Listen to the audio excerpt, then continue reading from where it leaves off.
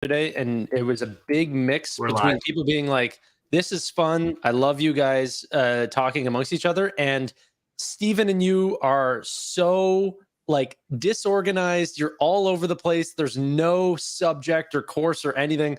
We did a PayPal podcast together, and it was all just Nvidia, Tesla, gas company. It was just all over the place.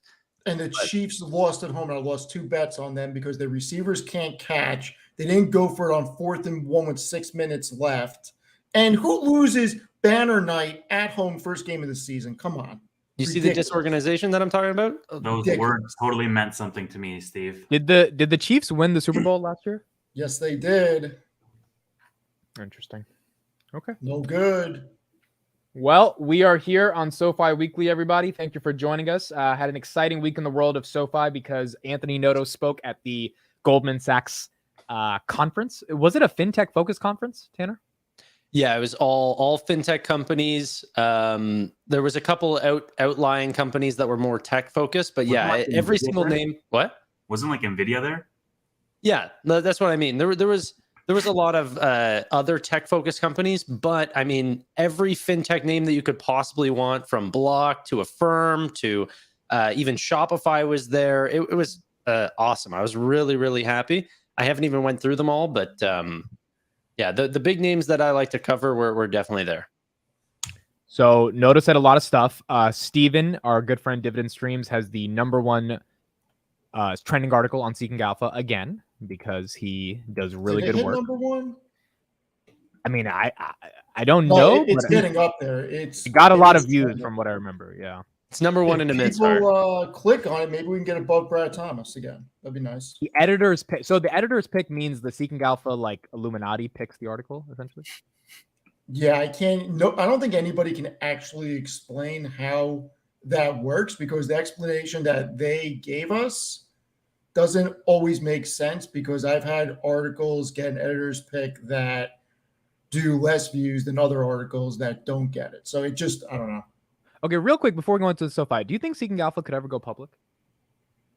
Yeah. Do you think? Yeah, why not? I know any company can go public, but do you think they would have enough demand to like justify an IPO ever? Man, if NerdWallet goes public, I mean, Seeking Alpha can go public. BuzzFeed went public. But NerdWallet has a shit ton of affiliate revenue. Like Seeking Alpha is just ads, like they're premium subscribers. Hey, I mean, you know who else makes a lot of affiliate revenue from Seeking Alpha? Thanks, guys. Appreciate everyone out there in the audience supporting your boy. Love you guys. The plug for his link, by the way, everybody.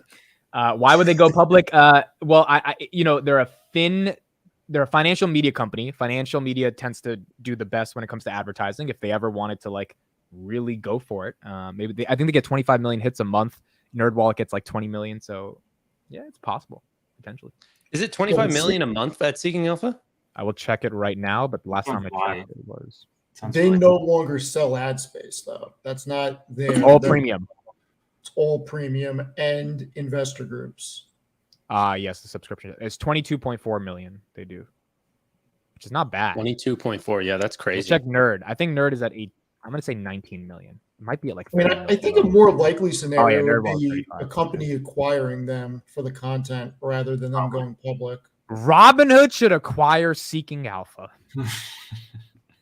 Hot all right, no. Let's talk about SoFi. We'll get to this discussion later. I just got some news, so give me like 5 minutes. No news. I don't want to hear this after what happened last night. No news from Tanner. Mute this guy.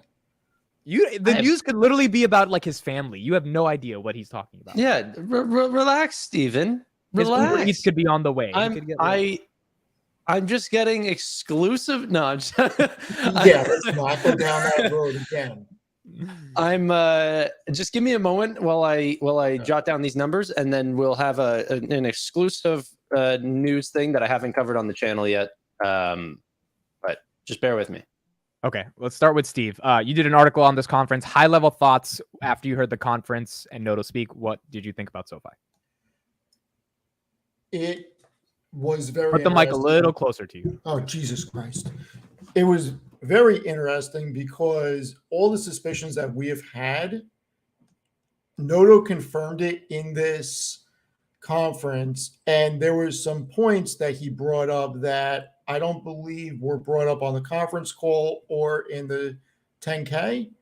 And some of the things I found very interesting was that the amount of existing members who utilize Invest increased from 45 to 65%.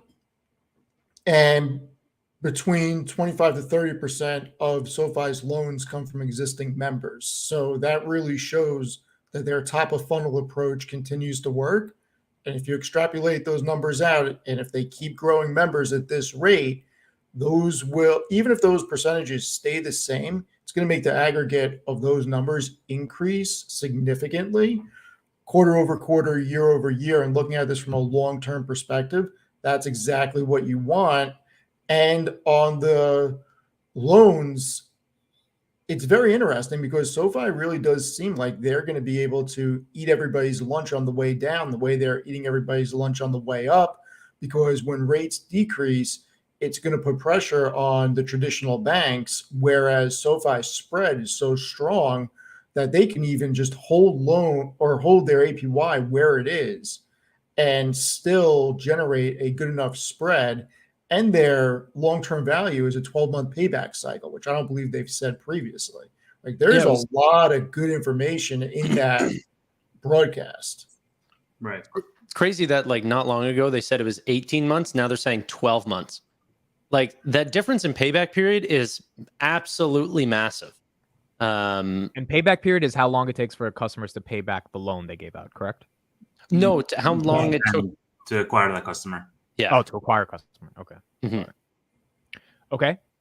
Tavis, what were your high level thoughts? Yeah, one of my Stephen touched on it, but one of the more bullish sentiments that he said is that they're actually going to increase their lead once rates go down. And right now, the narrative is around, okay, well, SoFi has a really high APY, therefore they're sort of giving more of those benefits to their end users, whereas the legacy banks are not. And Anthony Nodo, it was basically like, we have leverage because we have this integrated tech stack. We have better margins on our end that allows us to keep the APY advantage for longer, so that when rates go down, they can still be extending that lead against legacy players.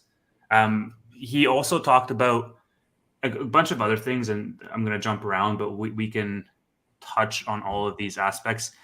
He mentioned the 12-month payback period. He also mentioned that they're taking share from the top 5 banks. So he harped on that point a little bit more.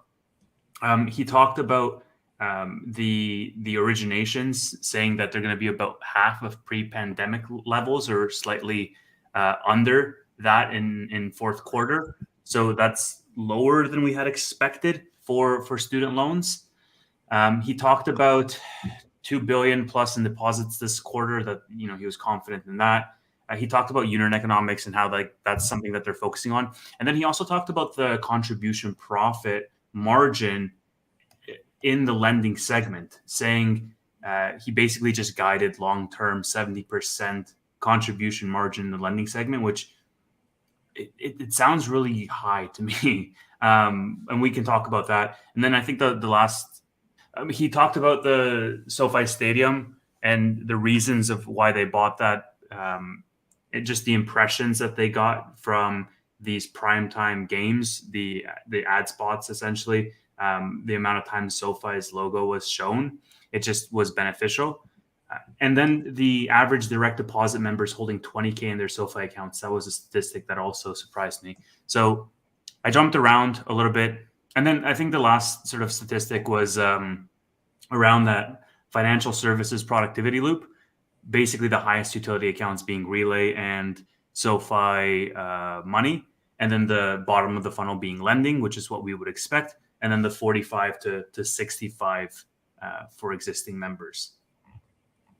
I'd say, in addition to that, before Tanner breaks whatever news I'm scared to hear about. No. I was just going to speak on that. I'm not. Yeah, sorry. So that was a lot of random tidbits all over the place.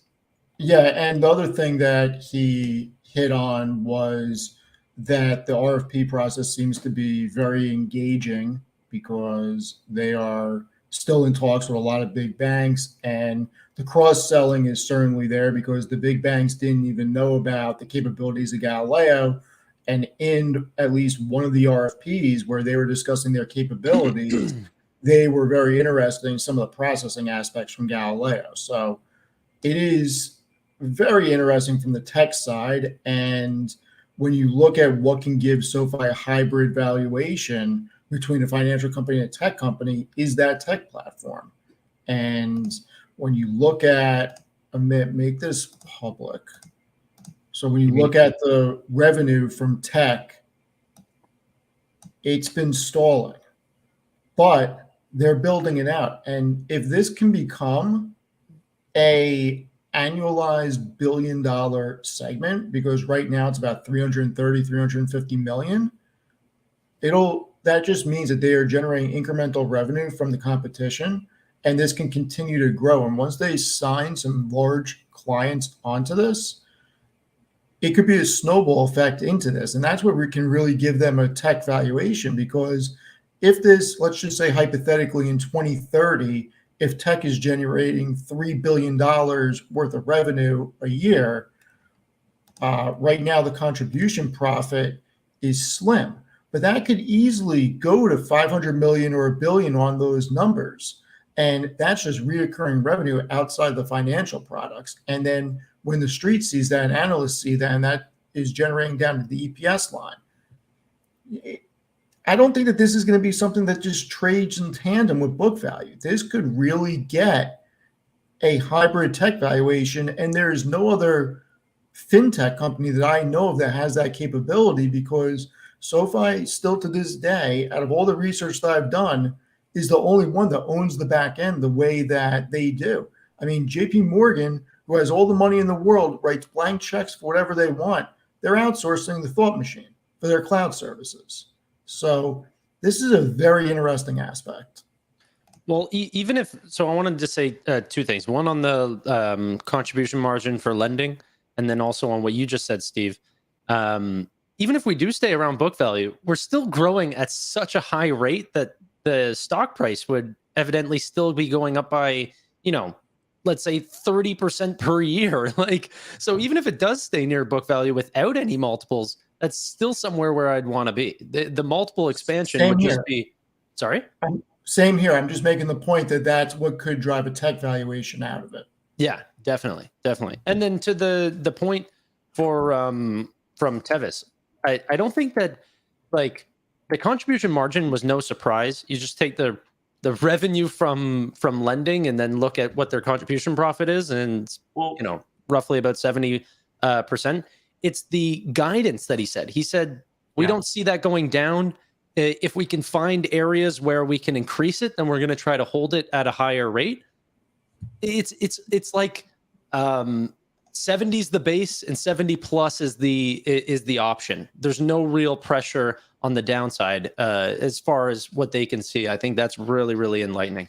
So let me add something that Stephen was talking about, and also on your end, because really, so he talked about the 70% on the lending side as a goal. He also talked about 20% contribution profit margin for the technology platform. So the technology platform is not going to be like this super. It's going to create a moat for the business, and I almost see the technology platform as this necessary factor that will propel their other businesses as a result of that relationship that SoFi and Galileo have together around owning the full tech stack, because of that upside that I previously mentioned on the APY when rates start to fall, right? He mentioned, Anthony Nodo mentioned, the competitive advantage comes from having origination products as well as deposit products. And as a result of that, people can't really compete. And so on the tech platform, even if they have slower growth, let's just say, and if they have 20% contribution profit margins versus the 70% on the lending side, the tech platform itself is the secret sauce for that, for their other B2C segments. Sure. Yeah. Anything to say on that, by the way, guys? No, we can move on. Okay. Can I share my screen? You can. It's the dreaded moment. No, I just was thinking about the website traffic that you were just looking at for Seeking Alpha, and I realized I could see some August numbers. I've been checking that daily. I haven't realized that they released August numbers yet. So, Similar Web. Okay. So I just compiled all of the web traffic for SoFi, Robinhood, Ally, Upstart, Lending Club, Nubank, Venmo, Cash App, PayPal, Chime, Coinbase. What about Robinhood? That was the second name I said. Okay. And if I missed it, don't worry, it will be here. Robinhood, maybe not as good as some people would like. A little bit of a downtick on Robinhood. Oh, damn. Look at SoFi. But SoFi continuing to climb. Strong numbers from SoFi. Great numbers from Ally. Upstart doing way better than I would think. They're crushing it here in August. Lending Club, no good. Nubank, I mean, is there anything else you'd expect? Venmo, great. Cash App, really, really disappointing. PayPal holding up these great numbers for Q3, both July and August, holding up amazing numbers. Chime doing pretty well, and Coinbase, I mean, they're Coinbase. What do you guys think? Any commentary on just the website traffic? I know that the data is not this. You're not looking at a lot of points here. It's only 5 months, but still, I can only build this out month by month. The main outlier to me is just how much bigger PayPal is than literally anything else on this list in terms of website traffic. And Tanner, I did text you today that I bought more. Yeah. Steven bought more PayPal. And don't forget, whenever you were talking about PayPal, you also have to include Venmo as well. This is also their beast. Oh yeah. So things are doing well. And like, look at this though. Venmo comparatively to Cash App. Like, I mean, one's growing, the other one's not right now. So, and it is just website traffic. You know, a lot of, you can see a lot more usage for Venmo on web. Great usage of that stock-based compensation. Great usage. Okay. But what do you guys think about this? Is the SoFi Weekly. Look at SoFi over the past 5 months, continuously just ticking up higher and higher and higher, where across the board you can kind of see stagnant results. I mean, yeah, Venmo is kind of just up and to the right. Nubank's up and to the right. SoFi's up and to the right.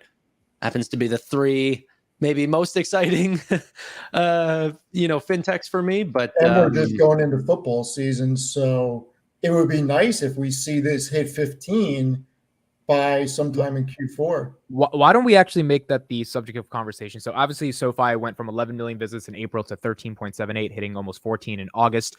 Nodo talked a lot about the deal they made for that stadium and kind of reflected on some of the unintended consequences that happened that were actually positive. Anyone want to give any thoughts on the SoFi Stadium? I think we all knew that it was a very big deal, and I think we all knew that we were going to get a lot of engagement. I don't know if we knew how much engagement. I mean, I didn't know those numbers, and if he showed them before, I'd certainly miss them. Yeah, I think before, whenever comparing it to other companies like FTX, and I think there was someone that posted this article on the SoFi Reddit talking about all these corrupt failed companies had got into stadiums. And so it was this very funny sort of thing like, SoFi's a scam because they got a stadium. But actually looking at it now, the price we paid, which I think is a little less than 20 million a year, if I remember correctly. Yeah. So Tanner, you got to look at it like this. Nodo inferred that they were spending roughly that amount sponsoring events such as US Open, a golf tournament, X Games, and some other things. And it was bringing in a fraction of the views that the stadium naming rights, if they get 4 primetime games a year, is going to bring in. So just from a allocation, if you have an advertising budget as part of your expenses, and you're going to spend that money either way, this is a brilliant move because you're getting the most bang for the buck. It's already figured into the expenses. This isn't a sham, and it was a great move on their part. And now you got World Cup that they didn't foresee. You have opening ceremony of the Olympics, and what was it, 6 shows of Taylor Swift errors? Yeah. Beyonce's there right now in August, and then I think Who? Ed Sheeran's Wait, gonna who? Yeah, who's there, Tevis? be Beyonce. I have a question for Oh, everybody. dude. If Taylor Swift was a company, what would her market You cap heard be? Beyonce from Yeah, you. You're like, Beyonce's there. who's Beyonce. If It's a Taylor Steve Swift Wozniak. was a company, what would her market cap be?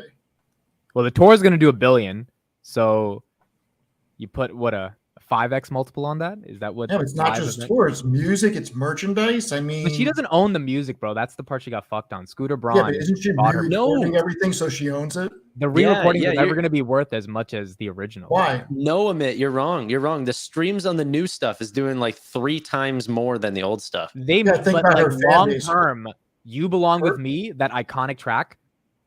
Yeah, like, but admit, the her fan replay of base that is not going to get so- streamed as much as. Can you put up I don't Kelly's know. Her comment? fan base is like nothing I've seen before.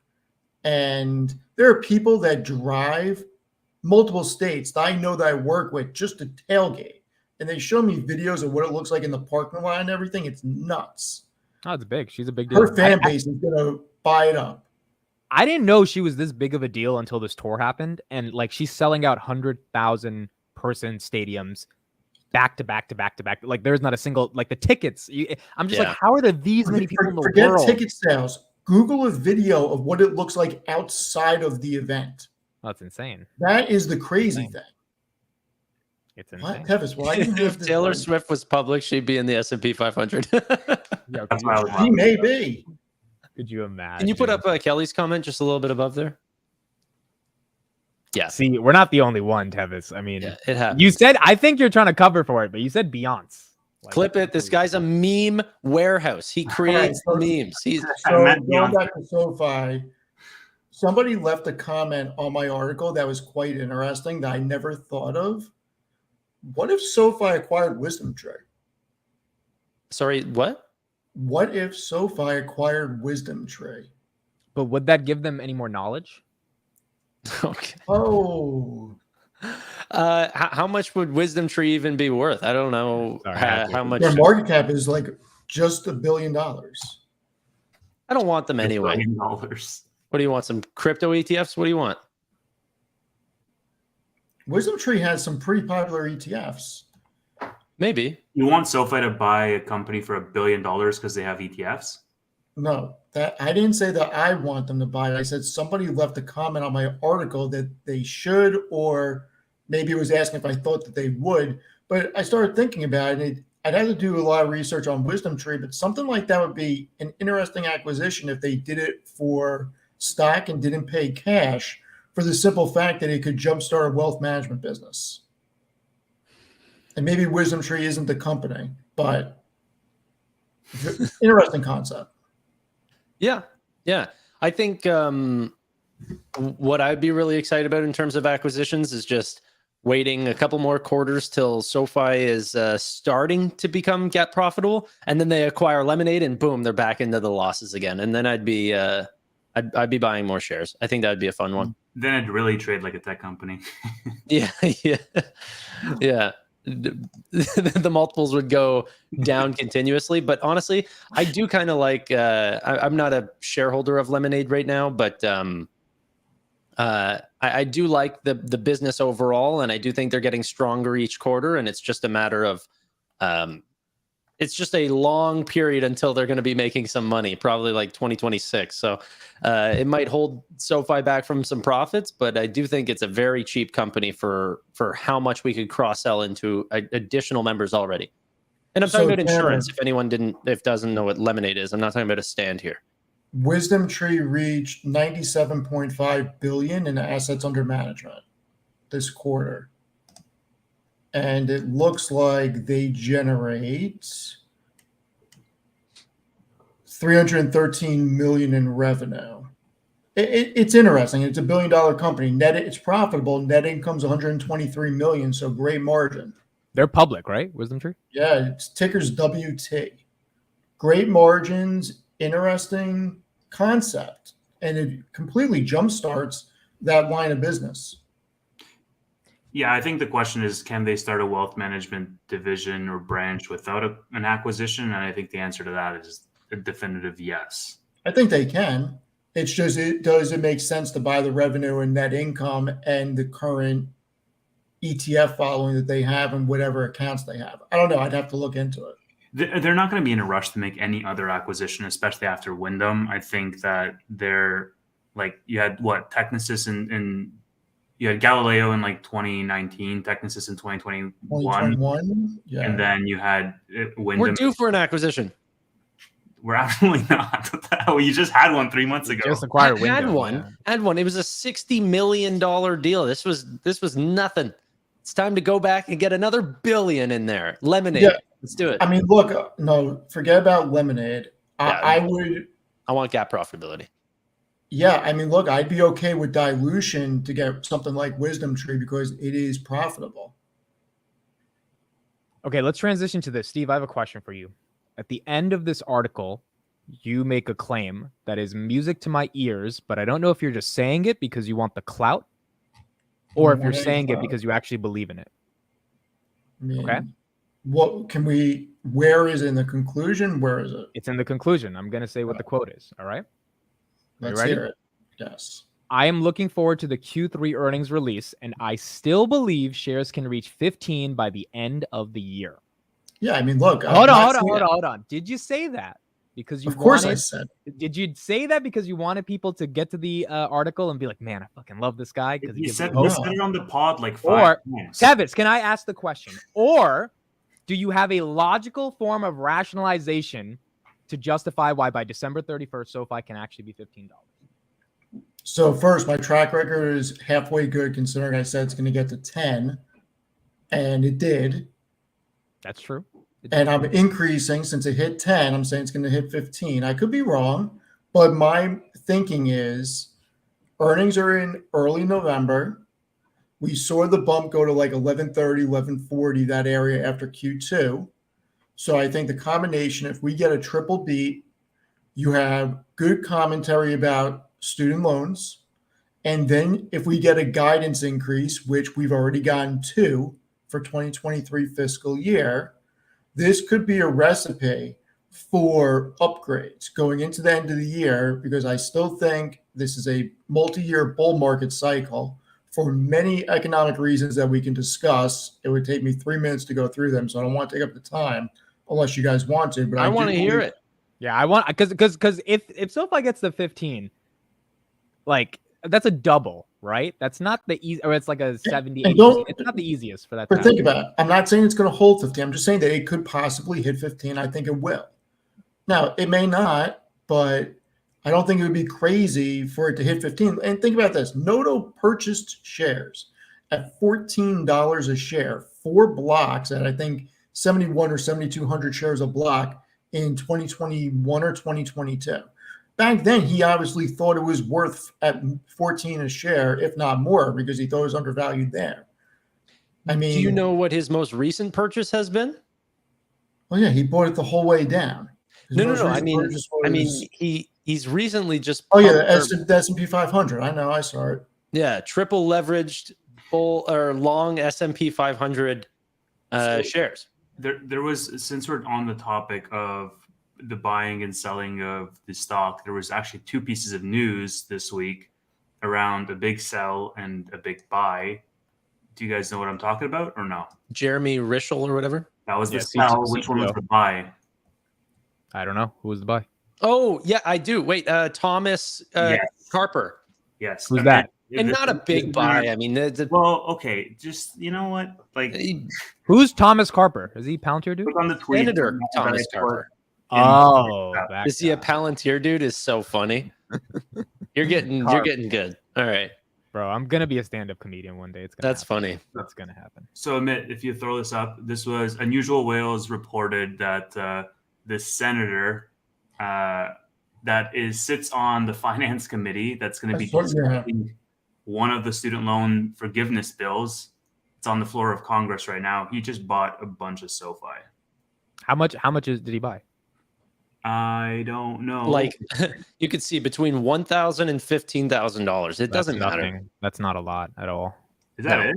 Actually, It doesn't matter. It's the fact that he bought it. Yeah, it's just a regular guy buying shares in a company that he believes will benefit from student loans coming back. And I think that's a smart bet, but he's not throwing. This is not Nancy Pelosi buying. Like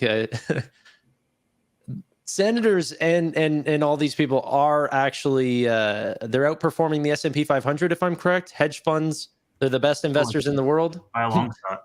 And then the CTO sell is this other tweet, Emmett, if we want to touch on that. Why do you think the CTO keeps selling shares? He is uncomfortably bearish on SoFi. He's not bearish. He's who knows. Dude, he sold like 1/3 of his fucking position, his overall stock. Like, that's not cool, my guy. This is the way I think about it. Is like the Steve is telling he's going to 15. This guy's selling it at $8. Do you guys I've got a couple buddies who are engineers, okay? Software engineers. Are these guys stock pickers? Like, why? No, it's not. I don't think that's a good argument, man. They're in. I do. I think the business. I think when institutions buy and sell, it tells me more than when some tech guy buys and sells a stock. Maybe he wants a bigger pool. Who cares? Look, I don't think it's a lot of shares. I don't I get it. It's just annoying at $8. Like, that's where you're gonna sell when it could be 11 or 12 off one good gap profitability quote. You can't wait just a little. It's just weird, You're telling me you don't know any C-suite executives that try to time the market constantly? It's like these guys aren't oracles. They just have high-ranking positions. For hundreds of reasons. People buy for one reason. Yeah, and Anthony Nodo is like the only executive that's been buying. Like Lauren Stafford Webb has also been selling stock. This guy's also been pretty much a lot of their executives have just been selling stock for personal reasons. Like, I want to buy a house, whatever. I'm going to sell some stock. That's normal. The CEO it is normal. I'm not saying it's a bad thing, by the way. I'm just saying it's a little weird. I don't think it matters. It's just because this guy sells a lot. Like, he was selling at 6 and 7 too. It's not like he's freshly selling right now. Yeah, look at what Throwable said. He sold a lot more at $5 a share, which is worse. Yeah, but it's not. He was wrong. I know. That's true. I mean, considering the fact that we had app downtime this week, he probably should be selling because he's going to get his ass fired. Oh, we should talk about that. We should address that. It wasn't even their fault, but it happened. And so, first of all, put in the chat, 316 people that are here, thank you for being here. Put in the chat if you were affected by SoFi's app crashing this week. Or by any app crashing, because I'm pretty sure a lot of them crashed. Like Fidelity crashed. Was Fidelity crashed too? Robinhood saw, so a bunch of people came at me about this tweet. Vadim was all over this. He was showing how now to be fair, Robinhood showed large amounts of outages for like an hour at 12:30 same day. SoFi was down all day. It's apples and oranges, the two of them. But in their defense, SoFi support was really on it on Twitter, just responding to everyone around, like, "Hey, sorry, app." And like that response, like app crashes are going to happen from time to time, especially if it wasn't isolated to just SoFi. The fact that their support is more responsive now, I think, is also like a good thing because they haven't always been that way. The guy in my chat said Cash App and Square crashed. Yeah. Jay Nelson said the CTO is a regular guy. Tanner is beyond naive. That's so... Dude, what do you think he knows that we don't? He knows next quarter's numbers. Like, what do you think he knows predicting the future? I mean, all they can know at this point is projection of what next quarter's numbers are going to be because the quarter's not even over yet. Yeah. Still got another 3.5 weeks for Q3. I think a lot of people are naive thinking that freaking management purchases means everything. Well, look at the DocuSign CEO buying that stock all the way down at super high prices. The stock came crashing down after COVID. Was he an oracle that knew all about this crashing stock and he lost millions? No, he took a bet, he lost. Yeah, I mean, look, the Palantir insiders sold a shit ton of shares last week as well, and like, so it's annoying, but at the end of the day, they all have. Yeah, but okay, you can't fault people for selling shares in that capacity for the simple fact that they were given those shares as part of their compensation over the past 20 years, a lot of them, they finally have an opportunity to sell. I mean, it's normal. I get it. No, it's not bad. It's just you would think there's some catalyst where they would want to wait, but it doesn't necessarily signal they know what the stock's going to do. You don't know if they were foregoing certain things that they wanted to do because a lot of their capital is locked up in that. I mean, look, I would rather see insider buying, but when you're private for that long, I expect executives to reap the rewards of their hard work. Here's a question. I don't think Anthony Nodo could sell shares in the public market and get away with it from retail. Well, of course not, because he is like now weaned retail and like just trained them to respond to his consistent buying. And this is why, you know, it was amazing when he bought back in the absolute dip on, when was it? December of 2022. Yep. And then he bought again on the other absolute dip in March of 2023, both times when it fell to like 450. And investors were saying, that's amazing. But then he was also buying at like 14, 13, 8, 9, 7, 5, 6. And so... so here's the question. At what price would you be okay with Nodo putting out a 10B1 where he sells? After any of the RSUs hit. He's got to get to one of those numbers. So it would have to be $25 then, basically, is what you're saying. Yeah, I would think so. I mean, look, the guy can sell whenever he wants to sell. There's no question about that. He could, but how do you think retail would take if he sells it? I don't think that it would go over well with retail, as Thesis said, unless it is an RSU number, because those are the projected guidelines that he's going to get the additional comp on. So, and besides, if he's the guy that's publicly saying that we're going to be a top 10, not if, but when, and, you know, we're going to have this like $100 billion market cap, so on and so forth.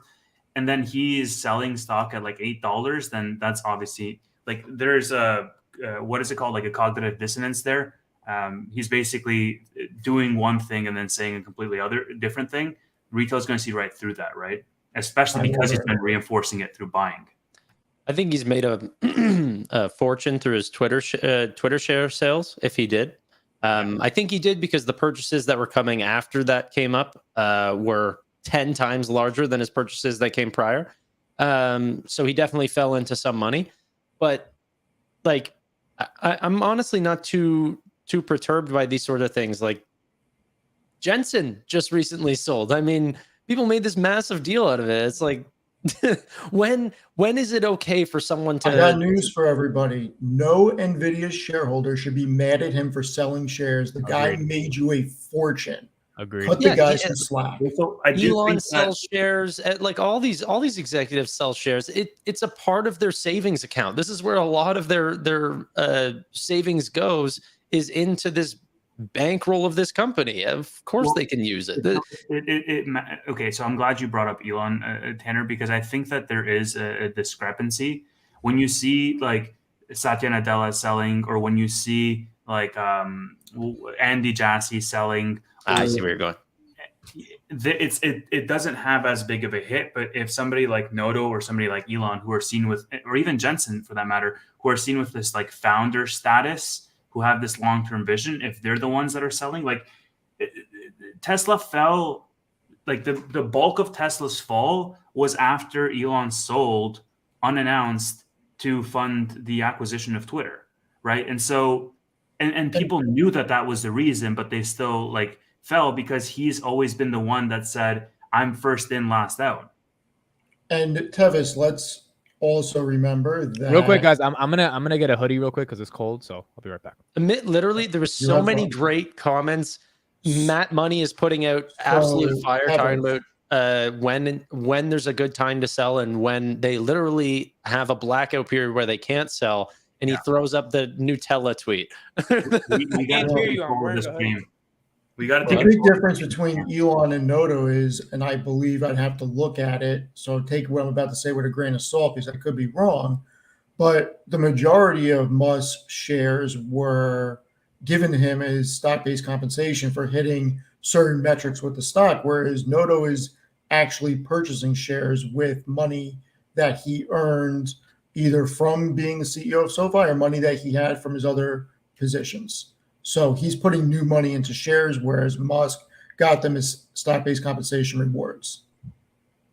Yeah, no, it's still like, even if I know the reason why, like Musk sold to fund Twitter, and I mean it's beside the point, but everybody knew why he was selling. Yeah, And he had every right to do that still too. sold off because it's a discrepancy between what they're saying. Well, I actually don't. I don't think that part from Matt Money actually does matter, because there is always the selling at the time that they actually do get rewarded, the 50% or whatever. And some people get that really confused. That's how you know, like, people are completely lost. Is like, you'll see Anthony Nodo sells stock. My app told me so. It's like, no, go through and actually look at the thing. You'll see that they're just paying taxes with shares. But yeah. So before we end, I do want to go over why I think Wait we're a gonna be in second. the bull market. So at some Steven. point, I need 3 minutes for that. Wait, 3 minutes for what? Well, I'd like to go over my reasoning of why I think we're going to be in a bull market. Ooh, I'd love that. and It's Okay. going to be beneficial to SoFi. So we'll do that then. Okay, Because I have so some one, parts to one go last over. question before you do that. This is gonna be a quick question, then we can get into that. When are you pumping Robinhood stock and writing an article on Seeking Alpha for me? Not pumping anything. One, I Well, I you've been own recently shares. I just read an article that you put out where you were pumping SoFi to $15. So me where too. is- I read that same article. It was Yeah, just you this did. morning. Hold I on. retweeted that It was you article that to wrote help that, you right, pump Steve? stock. I That's retweeted not- the article on your request. I have the receipts to. You said, "Can you pump that for me?" You said said that. you were like, "Yo, Mick, can you pump this Oh for my me? I need God. So I realized, like, look, I got to help my friend pump the stock. And I'm not pumping anything because one, I can't move markets. Two, I'm not selling shares. Dude, your article is trending on a website with 30 million hits a month. You say you can't move markets? No, not up. So here's the thing. I'm not writing about a company that has a $500,000 market cap. I'm writing about a company 22 that million has a viewers on Seeking Alpha. You're number one. I am nowhere. Steve, I think you got to admit that you're pumping the stock. So when are I you am pumping not. Because you called me 2 weeks ago I talking am about you were not going to do selling a it. share of SoFi for at least 5 or 10 years unless something drastically goes wrong. Okay, that's I've fine. said When are that. you I've pumping never Robinhood? sold a share.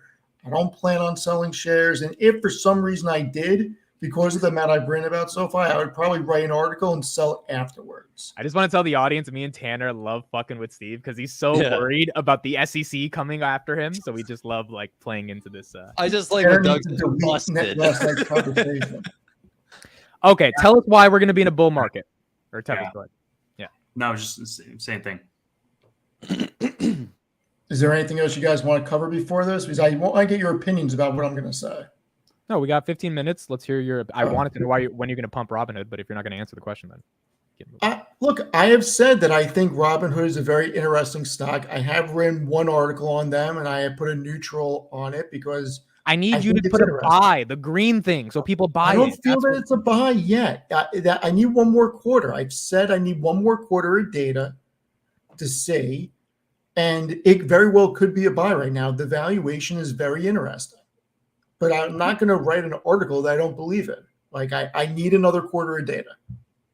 All right, tell us why we're going to the moon in 2024. So look, I think we're headed into a multi-year bull market, and there are some reasons why. So first, this is a chart of the S&P 500 every year since 28. And I did this, I took this week and a half ago. So since 1973, markets only declined for 2 consecutive years twice. And each time it's rebounded with 2 positive years. Okay, so that's first. Everybody's been talking about an inverted yield curve. Like this is one of the things that I hear about most on the financial news sites and television stuff, and even some of the YouTube stuff that I follow. People continuously talk about the inverted yield curve.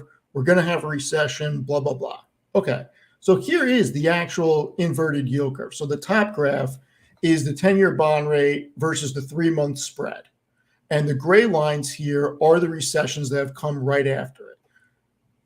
Now, and the bottom is the probability of reaching a recession and showing the spikes of that correlates with the inverted yield curve. Now, there is one period since 1960 that this did not happen. 1963, you had an inverted yield curve, you had the probability of recession spike, and no recession came within that next year after. And most of the time, it happens within a year, not at the year point. It's very close after it inverts. Didn't happen in 63. It happened, I'm sorry, it's 67, not 63, my mistake, 67. Didn't happen there. Happened after the 1970, after it inverted again. We could very well be in that position again. And remember what these charts look like. Every time that we have been there, unemployment has gone over 5%.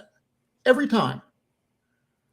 Unemployment is like 3.7, 3.8% right now. If unemployment doesn't get to 5%, I don't think we're going into a recession, because people need to stop thinking about paying everything with cash. Money is still going into the system. We still have a growing economy. GDP is supposed to be off the map this quarter. In order to technically have a recession, you need 2 quarters of negative GDP growth, which we had. As long as people can service debt and even pay down their credit cards a little bit, their credit cards don't have to be at zero. And with business earnings looking to expand, and then you go into a Fed environment where the Fed is cutting. Do I have that here? I want to bring up the St. Louis Fed also, so give me a sec. I think I have it here. Okay, so right now, the St. Louis Fed, let me present this other screen. So, Steve, while you're doing that, you know, a lot of people have been saying, well, when the Fed actually cuts rates, it's bearish because that means the economy is getting into a bad situation. And I'm going to explain why. So, okay, go ahead. Here you go. You have right now, you have the St. Louis Fed projecting rates are going to go to 4.6 in 2024 and then 3.4% in 2025. So, yes, the Fed uses rates as a lever when growth slows to stimulate the economy. Correct. But in an economy that doesn't necessarily need to be stimulated, that is growing, lowering rates is going to intensify expansion, because when you lower rates, the cost of capital declines. When the cost of capital declines, businesses are more likely to expand. They are more likely to take loans. They are more likely to expand into different areas, make acquisitions higher, because the cost of capital is cheaper. They can issue long-term bonds at a cheaper rate. They can take on debt in other areas at a cheaper rate. And what else happens? Credit card rates go down. Personal loan rates go down. Mortgages go down. You're going to see the housing market come back. You're going to see mortgage applications go up significantly. Interest rates will only, when they come down, unemployment, if it's not at 5%, that's what avoids the recession. Well, it's spending. It's money going into the economy. It's people having the ability to spend, being able to pay off their liabilities. No, I get it. But Steve, you're making a lower rate of interest. Yeah, but you're just making a generic argument for why interest rates going down is good for the economy. My question is that when they come down, it's typically because the Fed needs to stimulate. So what is the retort against why the necessity to stimulate will be offset by the expansion of the raising of the rates? Well, it's not necessarily going to be offset. And you're right that when the economy slows, the Fed typically uses this lever because it's their only lever to stimulate the economy for the reasons that I said. But in an environment where the economy is already strong, it's only going to intensify, because right now that's the question. How do you know the economy is going to be strong in 2024 when the Fed cuts? Because if it's a strong economy, then the cut will make it stronger. You don't have companies tapping debt markets at the rate that they were previously. And when you look at the rate of debt and companies issuing bonds, when you have lower rates, it increases. And that normally comes because they need to make capital investments. They have a lot of money going toward CapEx, and that money that's going toward CapEx is money that's going to goods and services from other companies, which allows them to expand. So you're going to have even more job creation. You're going to have companies making more money. And this is going to help earnings increase for public companies, which is going to drive the market higher. And unless something drastically goes wrong, we are probably setting up for a multi-year bull market. It all rests on inflation also coming down, right? I mean, which we have a problem right now. And this is something that can derail it. And energy is a very serious thing. And I am not against solar and wind. Okay. The answer is everything X coal, my opinion. So let's just be very clear about that. But anybody who thinks oil and gas doesn't drive the world is crazy. It's not just about an energy source. It's the number one feedstock in manufacturing. When oil is at $90 a barrel and increasing, it hurts companies and it hurts consumers because it's a silent tax on goods and services. Because if you think about plastic, natural gas is the number one feedstock in plastic. I mean, it's made from hydrocarbons. Most abundant thing of hydrocarbons is oil and gas. It's not a hard concept. The pacemakers, keyboards that we're using, computer frames, everything is made out of plastic. But let's get natural gas is one of the biggest things for fertilizer. It's like 80% of phosphorus base, I believe. All sorts of things. When oil and gas goes up, that hurts because you have that as a core component of inflation, and that makes goods go up. Now, you need oil Tanner, between 60 and 70 a barrel. Do you agree with this thesis about this multi-year bull run? So absolutely. I've been saying roaring 20s is going to be a thing for a while now, but mainly on the idea of similar to what Ark is saying, that innovation is just coming in so hot that it's going to be forcing this. I did want to give a quick round of applause to Steven. I think that macro Steven is my favorite Steven. 1,000%. Dude, I was simply a viewer in that moment, just listening to you.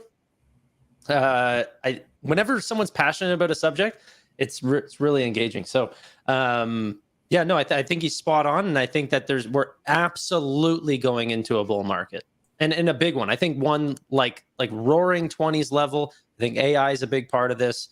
I think that well, I don't know enough about the energy sector to talk on what Steve is saying, but I do think that solar and wind do play a big part, at least, and that's from a very uneducated point of view. But they're going to. There's no question. They're going to see the most expansion from here to 2050 from a total consumption aspect, but you still need a abundance of oil and gas, and we are still at a net deficit from the amount of gas that is produced to consumed, and that's not good, because when Saudi Arabia cuts and then we're producing less, and I am expecting, I haven't seen the numbers, but I do look at the drilling rigs from Baker Hughes and everything else. When we are producing less oil and gas, we're the number one oil and gas producing nation in the world, or at least we were last year. Yeah. When you combine that with Saudi Arabia and OPEC Plus cutting barrels and taking supply off the market, it makes energy prices go up. When energy prices go up, your cost of manufacturing increases. And that becomes just a tax that goes on to the end user, because companies, they're not going to eat it. So they jack up prices a little bit to offset it. You need oil and gas around $60 to $70 a barrel. I'd love to see 50, 55. I don't think that's realistic, but 60 to 70 is that sweet spot where oil and gas companies make money. Consumers don't have the type of inflation that we have now. We saw it coming down. We saw inflation coming down when oil was in the 60s. Now oil's back up. WTI's, I think, is at like 87 and Brent's around 90. If that stays like that, we could see inflation reverse up, and that could cause the Fed to hike rates again, which would not be good. Like, one thing is, I was going to say used cars are coming down 15% month over month, and also rents are coming down dramatically. And so that's going to be a little more lagging. But go ahead. Tanner and I were talking about the New York City stuff last night with Airbnb. I mean, that could have an impact on rents too, if more cities take that methodology. We'll see. Okay, cool. This was a fun SoFi Weekly. Enjoyed it. Steve, you'll be on Palantir Weekly next. The link is in your email.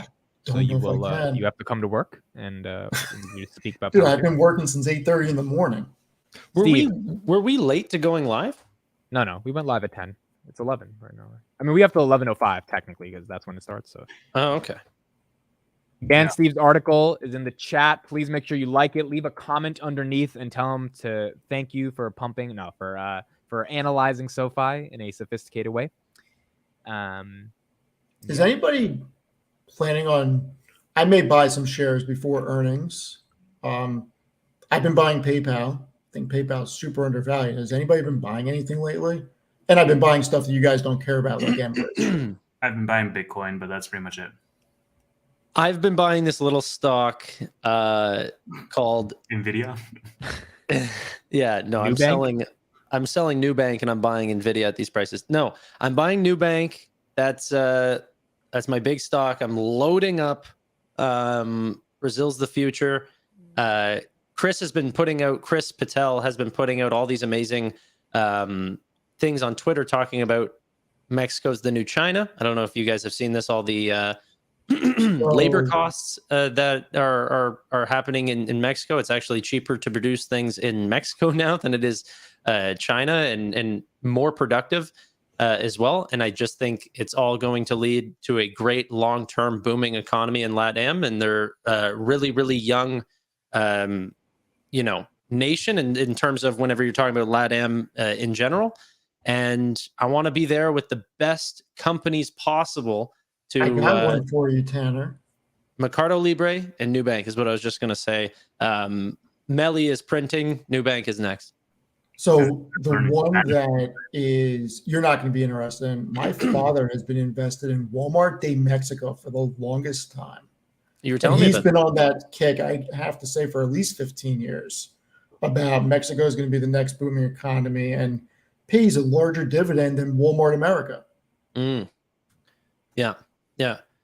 No, seriously. I think people are way underestimating Latin America right now. I think that for the Peter Lynch fans out there, you can actually look internationally. I don't think that you need to take the Buffett advice and just be in the States. He himself is invested in StoneCo and Nubank and these sorts of places.